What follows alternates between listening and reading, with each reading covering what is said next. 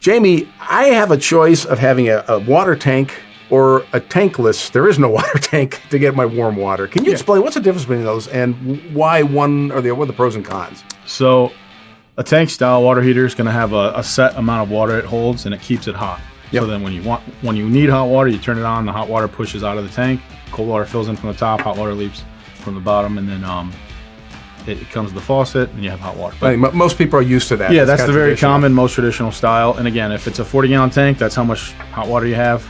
If you mix it with some cold water, you might get a little more, 50, 60, 70 gallons of warm water to lukewarm water, hot water, versus a tankless. So a tankless is typically an on-demand type of hot water system.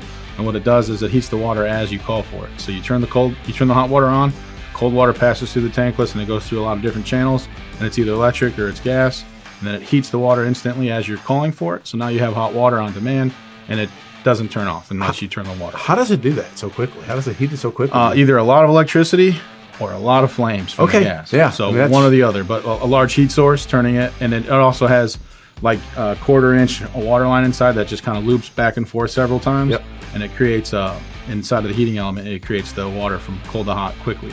Is it more efficient in the long run just because you're not, you're only really using it on demand, right? It is more efficient. And energy-wise, Energy-wise, yeah. The gas ones are severely more efficient.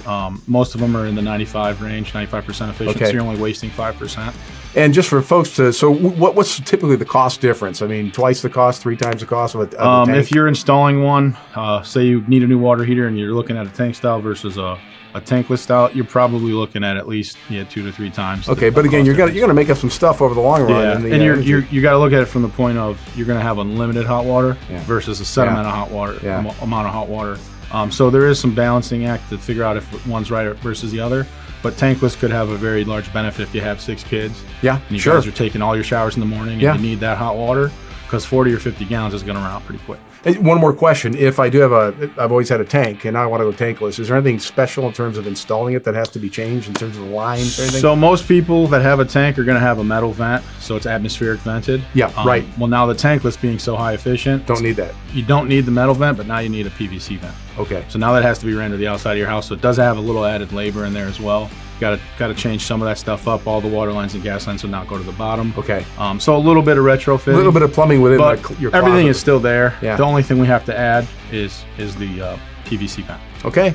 There you have it. You got pretty much all the information you need to make your own decision about tank or tankless. And if you have any more questions, you guys are always there to answer. Absolutely. Carlong Plumbing. Give them a call.